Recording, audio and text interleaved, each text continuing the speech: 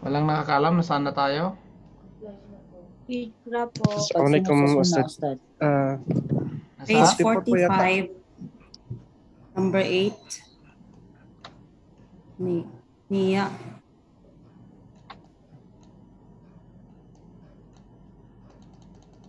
Saan? Yung sa may ano na po, sa may natapos na po tayo sa may niyat pag sunod ng suna. Tapos na tayo doon. Opo. Saan mo? Napahagingan na po yata natin tong ano yung niyat. Kasi niyat is intention. Dito, tapos na tayo? Page 45 po. Hindi pa po dyan. Sa last part po ng ano ng Page 45. Pagsunod sa sunna. Pagsunod sa sunna. Hindi ba ito na topic natin last week? Ito.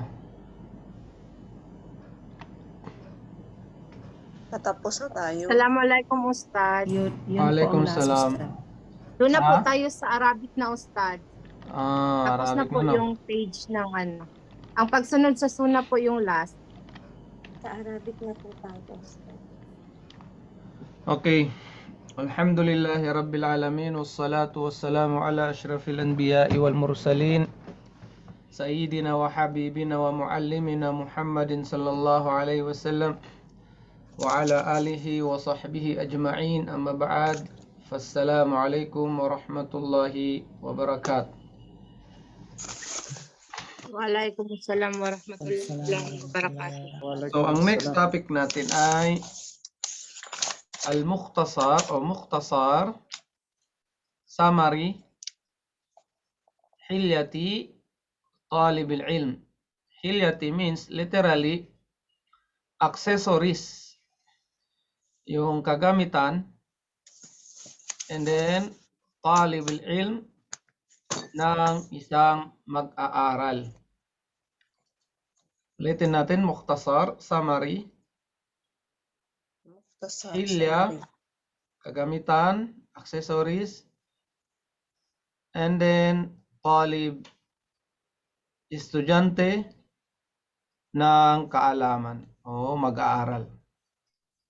Ang author niya ay si Sheikh Al-Allama Bakar Ibn Abdullah Abu Zaid. Yan ang ating author.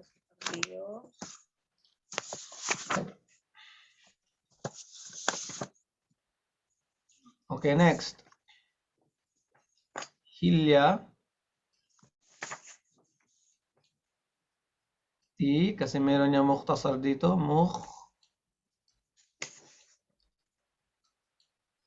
Mukhtasaru hilyati talibi, and then al-ilmi, talibil ilmi. Yan.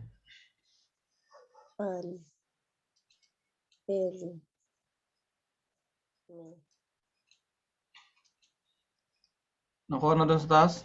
No need na yan. Okay, chapter 1. Ang Arabic ng chapter 1 is Al-Faslul Awwal. Ang Arabic ng chapter 1 ay Al-Faslul Awwal.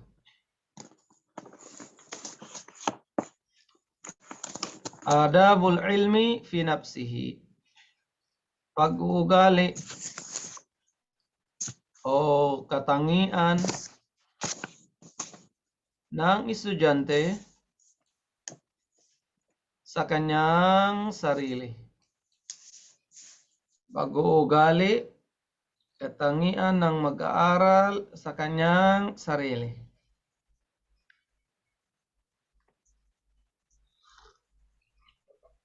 Adab means, ano ibig sabihin ng adab?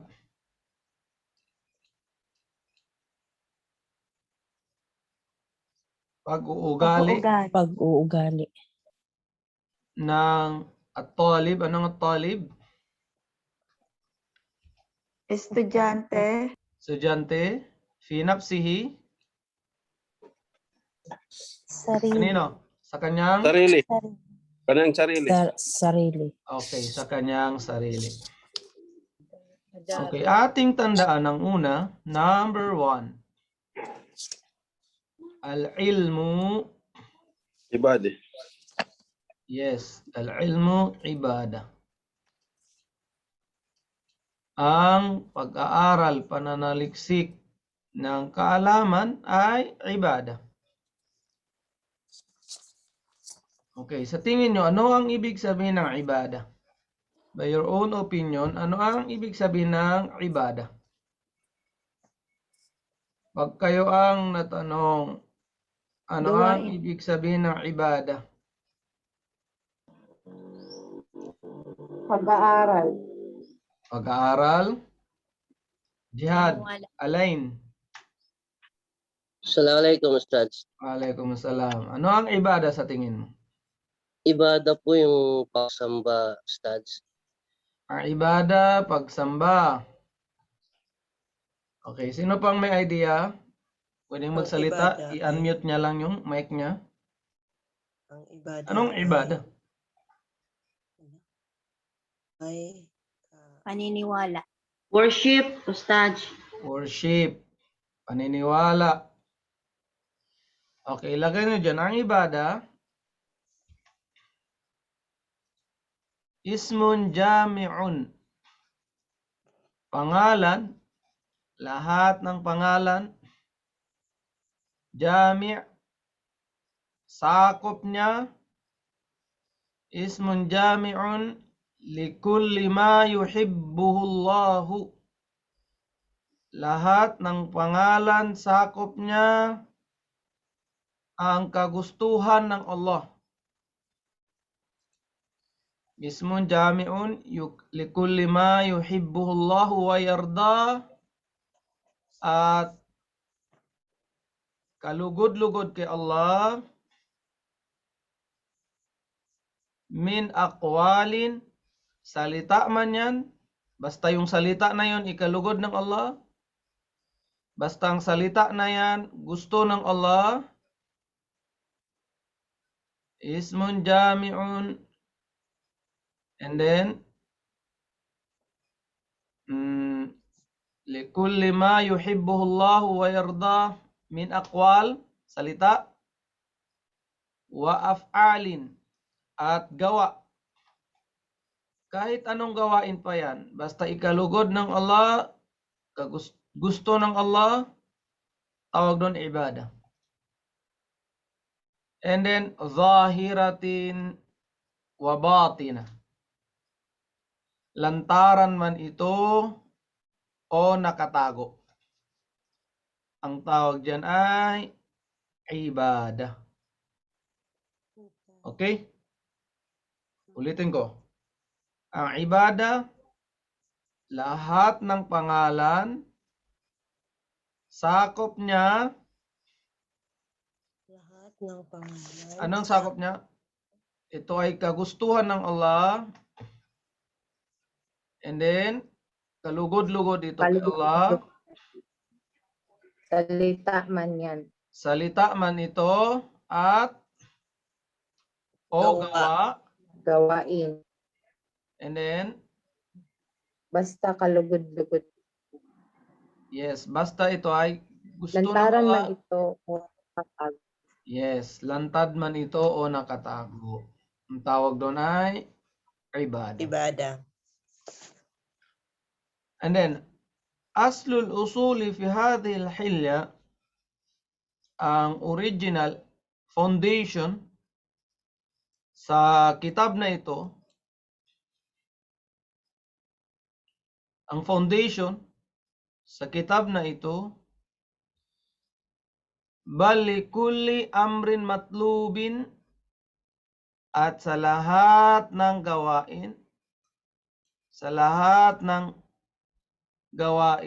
matlub na required, ilmuk, required ang iyong kaalaman. Ibig sabihin, ang lahat ng gagawin mong ibada required, kailangan alam mo ang ginagawa mo na yan. Kung paano siya gawin, ano ang nakakasira dito. Bi anna al-ilma ibadatun, Katotohanan, ang kaalaman ay isa sa mga uri ng pagsamba. Ang kaalaman, ano siya? Kaalaman sa Islam, ay isa sa mga uri ng pagsamba. Ibig sabihin pala, sa bawat Friday ninyo, kayo ay gumagawa ng pagsamba. Pagsusulat, pagbabasa, pag-participate nyo, pagbili nyo ng load sa Zoom o pagbili nyo ng data para lang makapasok sa Zoom, para lang mabuksan ng Facebook, walang ibang intensyon kundi upang matuto. Kapag matuto na, makuha ang kaluguran ng Allah, maging close kay Allah subhanahu wa ta'ala, maging kalugod-lugod siya sa Allah subhanahu wa ta'ala, at pag kaluguran na siya ng Allah, para ipasok siya ng Allah sa kanyang paraiso. So yun ang mga intensyon ng mag-aaral. Kaya alam niya sa kanyang sarili, kahit gumastos pa man siya, hindi siya nalulungkot. Bagkus napakasaya niya dahil alam niya ang kanyang ginagawa ay ikalugod sa kanya ng Allah subhanahu wa ta'ala. So yan ang ating aalamin. Kailangan nating alamin na ang bawat requirement o kung ano man ni-required sa kanya ng Allah, kailangan niya itong matutunan. Sa pagsala, required sa'yo, kailangan mong matutunan. Pag-ayuno, required sa'yo, kailangan mong matutunan. Pag zakat, required sa'yo, kailangan mong matutunan. Pag hajj, required sa'yo, kailangan mong matutunan. Sa bawat galaw ng isang Muslim, mayroong yung kaakibat na pwedeng maging ibada, pwede maging bawal sa kanya gawin, pwede maging sunnah, kailangan niya itong alamin. Ngayon, dahil ang kaalaman ay ibada o pagsamba, fa inna syartal ibada, mayroon daw requirement ang pag-ibada. Kapag gumagawa ka ng pagsamba, mayroong requirement. Ang unang requirement, ikhlasun niyati lillahi ta'ala. Ikhlas. Sinong nakakalam kung anong ibig sabihin ng ikhlas? Ano ang ibig sabihin ng ikhlas? Yes.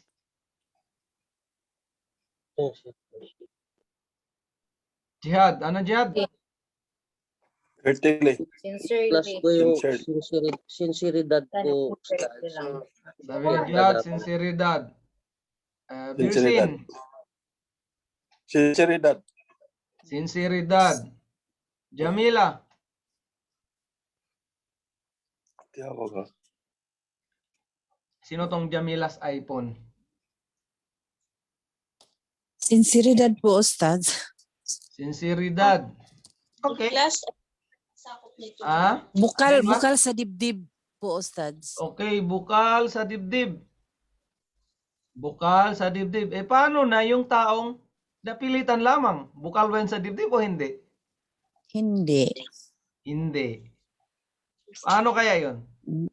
Yung ginising mo yung anak mo, and then hirap na hirap bumangon ganyan, tapos sabi niya, kung gusto ko, gawin ko. Kung ayaw ko, ayaw ko. Pero ginawa pa rin niya. Ano, ikhlas yun o hindi? Matatawag mo ba yung ikhlas o hindi?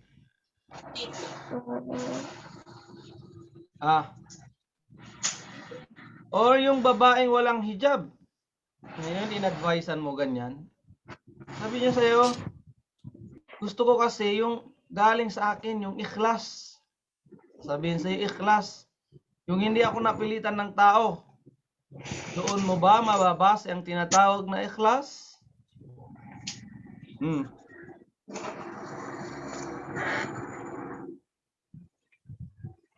Tingin nyo. Opinion.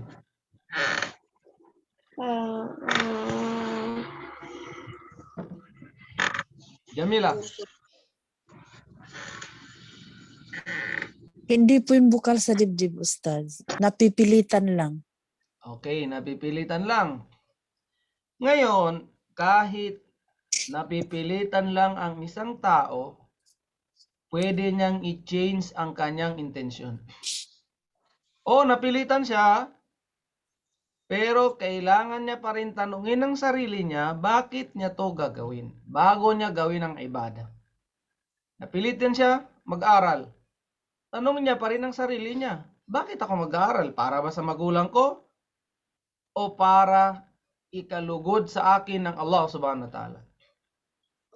Ngayon, kapag ang sagot niya is, dahil sa kanyang mga magulang, kailangan niya yung palitan.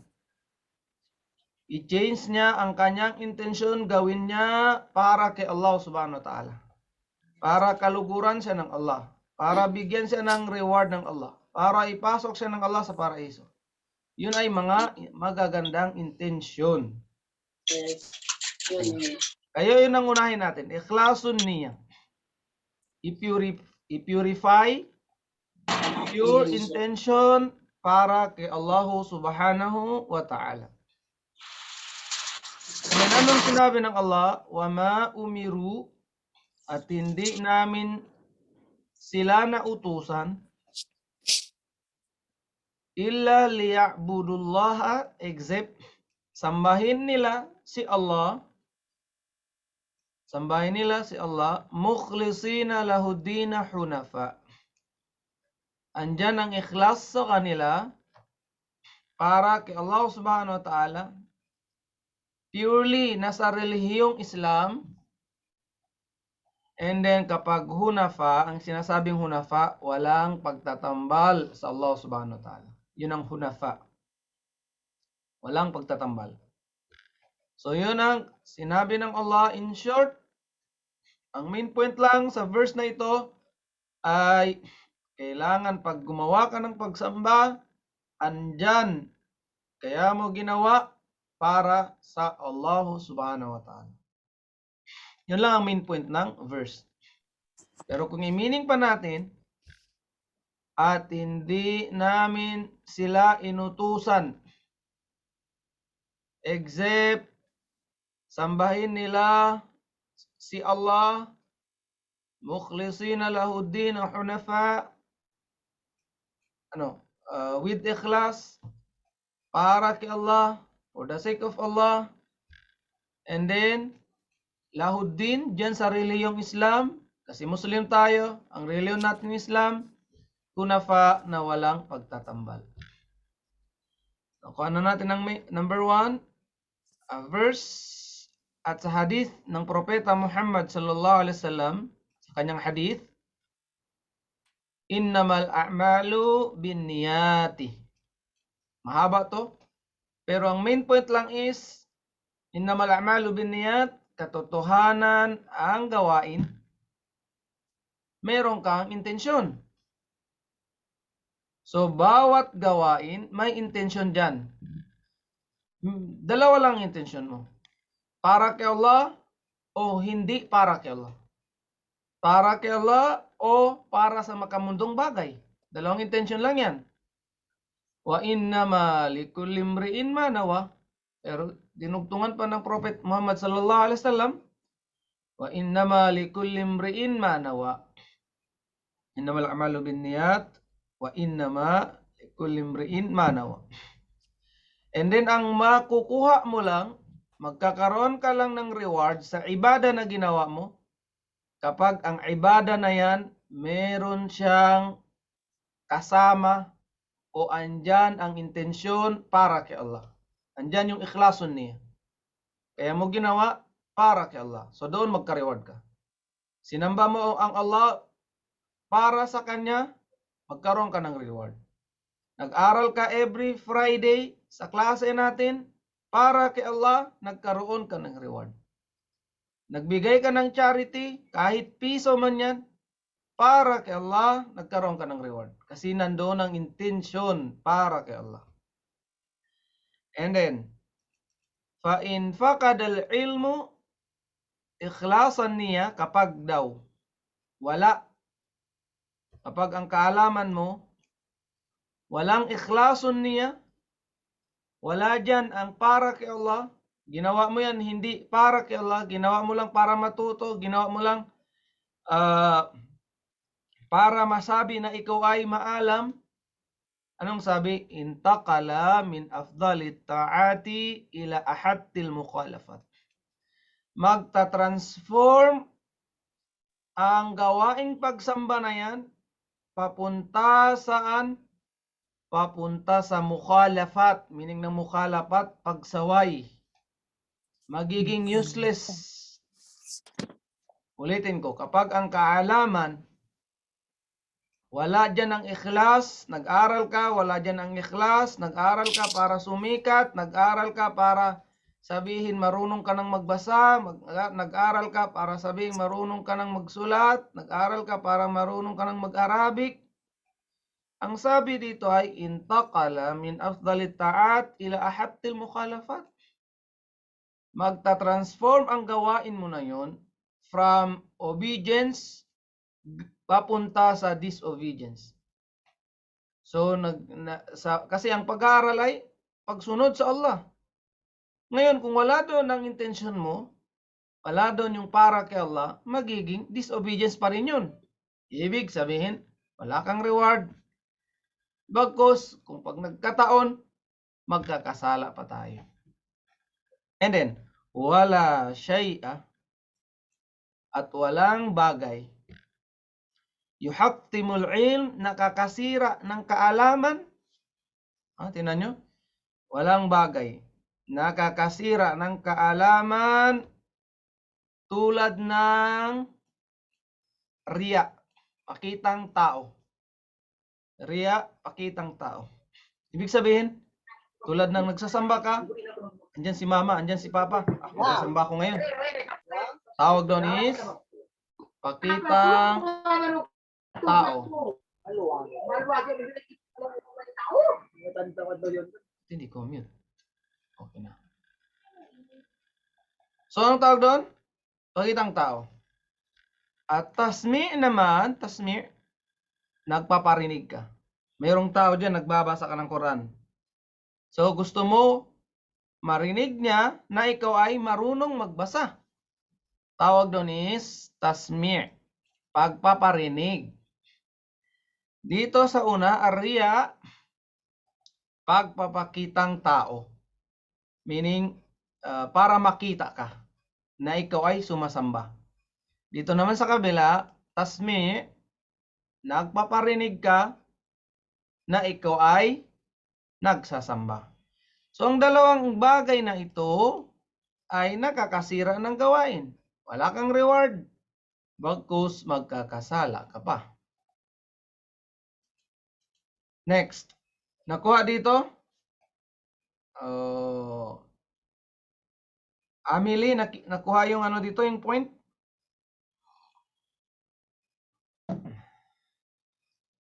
Akifa?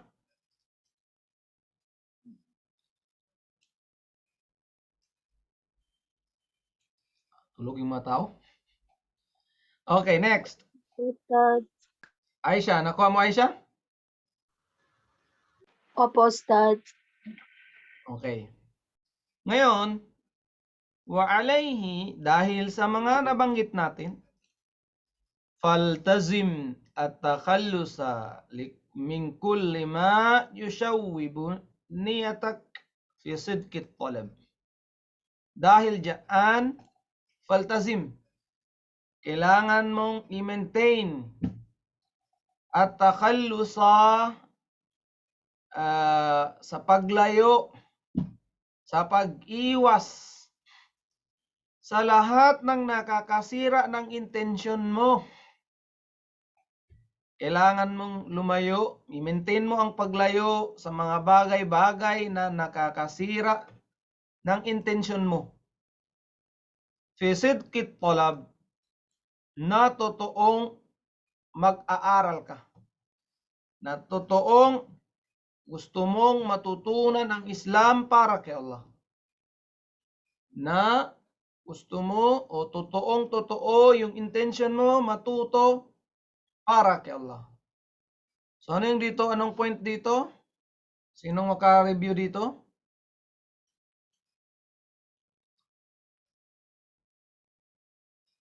Sino ba? Yala? Akifa? Ano yung sentence dito? Anong sabi natin?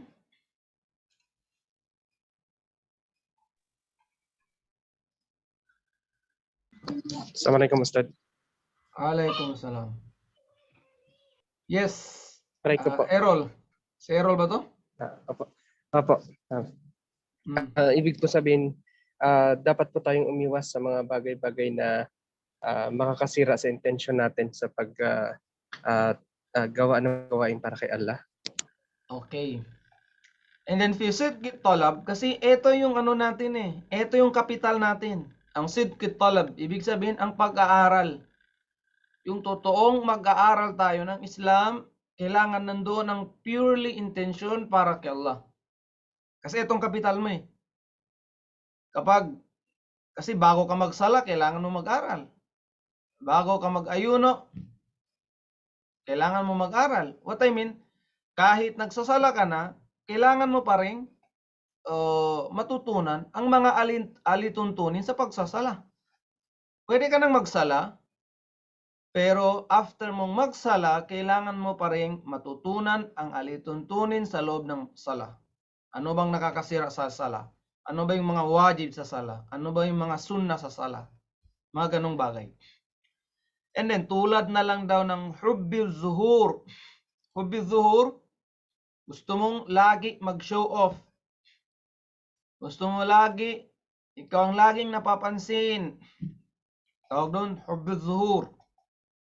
So, kailangan daw, iwasan yun. Kapag mayroon tayong ganong mga nasa isip, iwasan yun. And then, what tafawuqu alal akran. Gusto natin malampasan ng classmate natin. Kung meron tayong ganong intensyon, kaya ako mag-aral, nagsusunog ng kilay, para maging top, pinaka-top. Pag meron tayong ganong intensyon, palitan natin. Anong ipapalit natin? Gagawin ko ito para kay Allah subhanahu wa ta'ala. Kung mag-top ako, alhamdulillah. Ganon. Gagawin ko ito para kay Allah. Kung mag-top ako, alhamdulillah. Kung hindi, alhamdulillah. Ganon dapat. Palitan natin. فَإِنَّ هَذِهِ وَأَمْثَالَهَا إِذَا شَابَتِ النِّيَّةِ. Ang mga ganito daw, yung dalaw na banggit natin, example lang yon. Kapag humalo ito sa intention natin, kapag naging iyon ang intention natin, afsadatha, sisirain niya ang gawain natin. Sisirain niya ang ibadah natin. Sisirain niya ang ibadah natin. Wa dhahabat barakatul ilm, at mawawala ang blessing. Mawawala ang baraka. Mawawala ang blessing, baraka ng kaalaman. So kung ganun ang intention niya, mawawala ang baraka ng kaalaman. Okay. Ngayon, ulitin natin yung hubbu zuhur. After ng isang term, meron tayong recognition sa markets. And then, nag-top nga siya at binigyan siya ng award, ganyan, ang overall na nakakuha ng pinakamataas na antas ay walang iba si Pulan o si Blank, ganyan. Yung intention mo naman ay para kay Allah. Pero binigyan ka ng Allah subhanahu wa ta'ala ng bonus, nakakuha ka na ikaw ang ibig sabihin ikaw ang nag-number 1 sa lahat ng estudyante sa markets. So bonus yun ng Allah subhanahu wa ta'ala sa iyo. Nagkaroon ka na ng reward kay Allah at makakamit mo ito sa kabilang buhay. At the same time, binigyan ka pa ng Allah ng reward dito sa mundo upang makilala na ikaw ang nagtap. Ganun. So walang problema sa ganun. Kasi ang unang intention mo is reward from Allah. And then, ano na lang, ano tawag dito, parang second, yung pangalawa, yung nag-top ka o tawag dito, sumikat ka sa Markets, nakilala ka bilang isang number 1 student ng Markets, ganon, walang problema kung ganon. As long as nandoon ang unang intention mo, ang pinaka-intention mo, kaya ka sumipag, kaya ka naging active, ay para kay Allah subhanahu wa ta'ala. And then next, sabi, walihada yata'ayyanu alayka, dahil dyan, yata'ayyanu alayka an tahmiya niyatak, kailangan daw, proteksyonan mo ang intensyon mo, min syaubil iradati li ghairillah, sa mga kagustuhan, para hindi siya mahaluan ng kagustuhan li ghairillah. Kagustuhan saan? Kagustuhan na hindi para kay Allah. So kailangan ng proteksyon ng sarili mo. Ano ba itong gusto ko na to? Para kay Allah ba to o hindi para kay Allah? Ops. Sabihin mo, kailangan kong palitan. Dito ako para kay Allah. Change intention. Kasi gusto ko, kaya ako nag-aral, para ako kaawaan, kalukuran ng Allah. So doon ka lagi kung saan ang intention mo ay para kay Allah. Okay? Bal wa tahmil hima, tulad daw ng pag-protect mo. Anong hima? Kung mayroon kang kingdom, kung mayroon kang palasyo, tulad ng pag-protect mo sa palasyo mo. Ganon ang pag-protect sa intensyon, sa good intention. Yung intention for the sake of Allah, kung poprotektahan mo ang palasyo mo, ganon din dapat ang pag-protect mo sa intensyon mo. Hindi natin ilagay. Kasi palasyo, konti lang sa atin may palasyo. Baka malamang nasa 1% lang ang may palasyo sa atin. Pag-protect mo ng sarili mong bahay, pag-protect mo ng family mo, so kung tayo ay bilang tao, nasa puso na natin yun, normal na yun, ang proteksyonan ng kanyang family, ganun din daw dapat ang protect mo saan? Sa intention mo. Para hindi ito makalabas o hindi ito mapunta sa intensyon na hindi para kay Allah. So yun ang main point, ang number 1. Ang main point sa number 1 natin, lahat ng gawain nating pag-aaral, kailangan ito ay para kay Allah subhanahu wa ta'ala. Walang ibang intensyon, kundi para sa Allah subhanahu wa ta'ala. And then, at gawin nyo ang lahat para maproteksyonan. Para maproteksyonan ang inyong intention. Para mapanatili, maproteksyonan, na maganda ang ating intensyon, walang ibang intensyon kundi ang para kay Allah subhanahu wa ta'ala. Number 2, mayroon nating intensyon. Al-khaslatul jami'atu li khayri dunya wal akhirah. Tandaan nyo yan, al-khaslatul jami'ah. Anong khaslatul jami'ah? Pag-uugali, katangian. Al-khasla, katangian. And then, anong katangian na yun? Li khayray, yung makukuha mo daw ang dalawang bagay. Ikakabuti mo dito sa mundo, wal akhirah, especially ikakabuti mo sa kabilang buhay. So, tingnan mo yung gawain mo. Ikakabuti ba ito sa makamundong bagay? Dito sa mundo, ikakabuti ba to sa akin? Pangalawang tanong, ikakabuti ba to sa akin sa kabilang buhay? Kapag ikabuti sa kabilang buhay mo, gawin mo. Pero, meron yan. Kapag ikabuti mo dito sa mundo, pero ikalugi mo naman doon sa kabilang buhay, wag mong gawin. Example, ikabuti sa tao ang pagbebenta ng droga, illegal na droga, ha, dito sa mundo. Bakit ikabuti? Kasi nga, maging mayaman siya, magiging isa siya sa mga pinaka-ma-impluensyang tao sa mundo. Yung mga drug lord, ma-impluensya din yan. Kasi pwede lang bayaran mga pulis, mga... Pero ang problema doon is, ikakasira sa kanya sa kabilang buhay. Nakuha niyo ng point? Nakuha mo ang point dito? Sino to? Amina? Yung walang maingay sa likod niya, pwedeng mag-unmute. Pero yung may maingay, mabuti nakamute na lang kayo. Di ba, Akifa? Ano sa tingin mo, Akifa? Ikakabuti sa'yo sa Yes. mundo, Mhm. pero ikakalugi sa iyo sa kabilang buhay. Kukunin mo ba to? Gagawin mo ba siya o hindi? Siyempre hindi, Ustad. Siyempre, hindi. Ganun yun. Tandaan natin ang hadith ng Propeta Muhammad sallallahu alaihi wasallam. Ang sabi niya, ad-dunya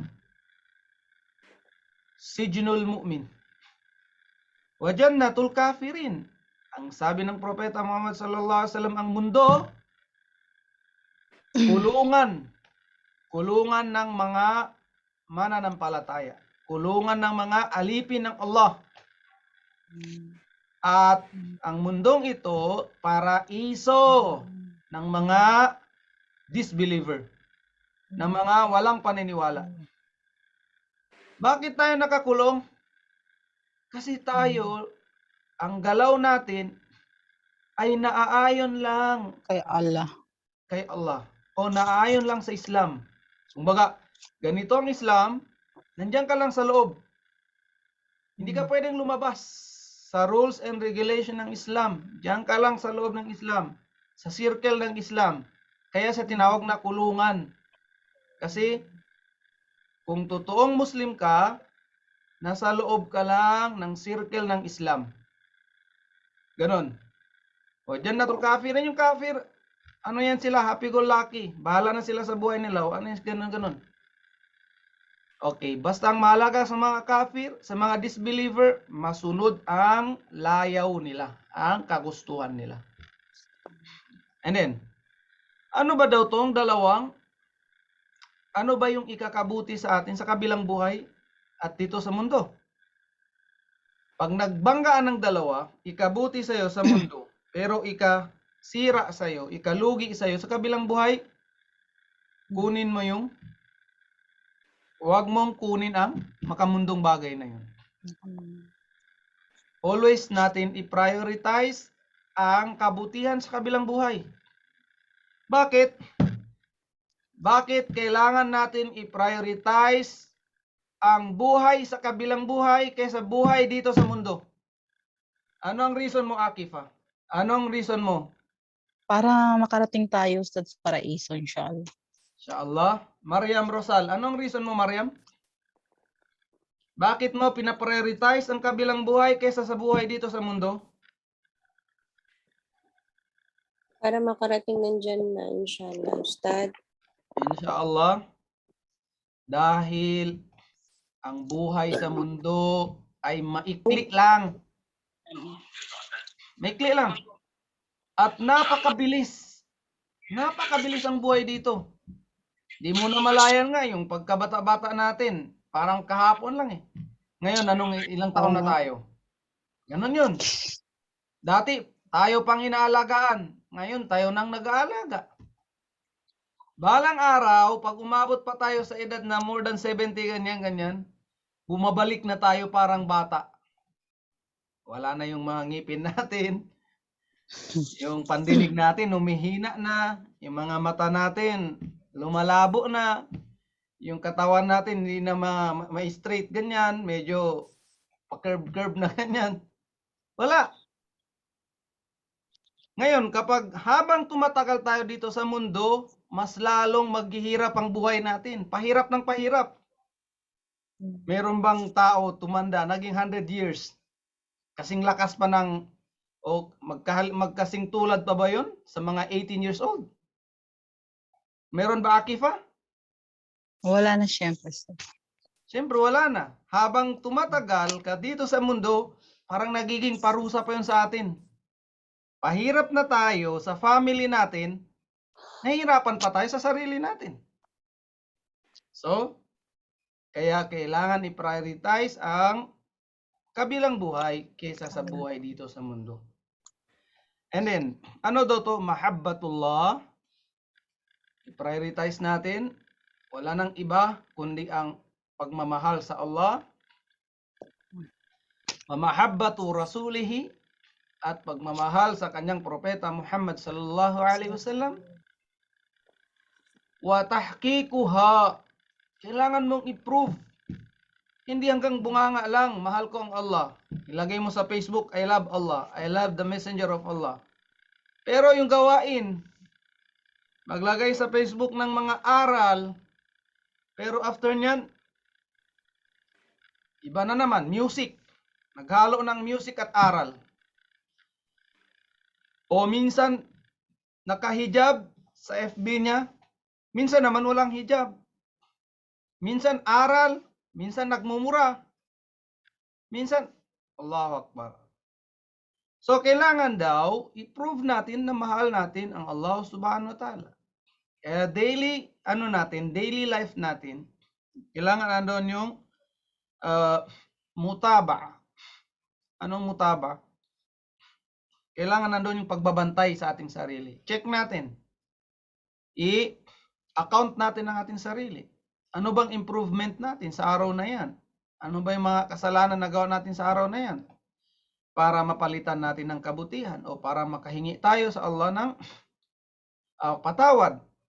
Although, ang paghingi ng patawad kay Allah, tulad ng pagsabi mo ng astaghfirullahaladzim, astaghfirullahaladzim, astaghfirullah, kahit wala kang kasalanan, ihingi mo pa rin kay Allah, mag-istighfar ka pa rin. O Allah, patawarin mo ako. Allah, patawarin mo ako. Kasi minsan, nakakagawa tayo ng kasalanan na hindi natin namamalayan. Anong sabi? Kailangan daw i-prove natin ang pagmamahal natin sa Allah at sa kanyang propeta. Bitamahudil mutaba'ah. Purely by following, by obeying. Paano mo daw yun ipakita? Sa pagsunod. Sa pagsunod. Wa qafwil atharil lil ma'sum, at pagsunod sa kanyang sa kanyang propeta Muhammad sallallahu alaihi wasallam. Kasi ang dala-dala natin, la ilaha illallah, walang ibang Diyos na dapat sambahin maliban kay Allah. And then anong next na sinasabi natin? Wa Muhammadun Rasulullah. At si propeta Muhammad, siyang sugo, inutusan ng Allah. So, dapat meron yung dalawa. Lagi yan magkasama. Kung mahal natin ang Allah, dapat mahal natin din ang propeta Muhammad sallallahu alaihi wasallam. So, yun na lang muna sa araw na ito. Prepare ko lang yung quiz nyo. Pakialis na ng live, moderator. Kung may tanong kayo, pwede kayong magtanong. Isa ko lang